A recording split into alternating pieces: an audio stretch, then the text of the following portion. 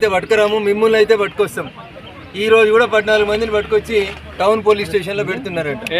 అరే ముందు మీ ఏఎస్ఐని బూతులు తిట్టిన వాళ్ళని పట్టుకొస్తే నీ ఒంటి మీద ఉన్నటువంటి యూనిఫామ్కి విలువ ఉంటుంది. సిఐ గారు చిన్న చిన్న పిల్లల్ని ఆధార్ కార్డులు తీసుకురమ్మని పోలీస్ స్టేషన్కి రమ్మని బెదిరించి కూర్చోబెట్టి ఇప్పుడు కోర్టు కాడికి వెళ్ళి కూడా పట్టుకపోతామని చెప్తా ఉన్నారంట. ఇట్లా భయపట్టిసేవాడు భయపెట్టేవాడు లేడు ఇక్కడ. సిఐలు గుర్తుపెట్టుకోరు. మీరు ఫోటోలు తీసుకోవడాలు వీటికి ఎవడు భయపడతాడన్న చాలా చూసి ఇందాక వచ్చింది తెలంగాణ ఉద్యమం, తెలంగాణ గడ్డ. ఏం లేనప్పుడే నిజాం నవాబ్ సైన్యాన్ని కారం పొడితోడు ఉరికించినటువంటి తెలంగాణ గడ్డ ఇది. అందుకని పోలీస్ అధికారులకు చాలా స్పష్టంగా చెప్తా ఉన్నా, డ్యూటీ చేస్తే సరిగా చేయండి, చేత కాకపోతే లీవ్ పెట్టుకొని పోండి.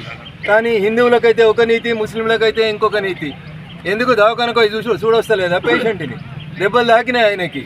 వారం రోజులు హాస్పిటల్లో పెట్టి నాటకాలు ఏడిచి ఎవరి మెహర్బానీ కోసం మీరు దవాఖానలో ఉంచుతున్నారు? మెదక్లో గవర్నమెంట్ హాస్పిటల్ లేదా? ఏ దవాఖానలో ఉన్నాడు మీ కంప్లైంట్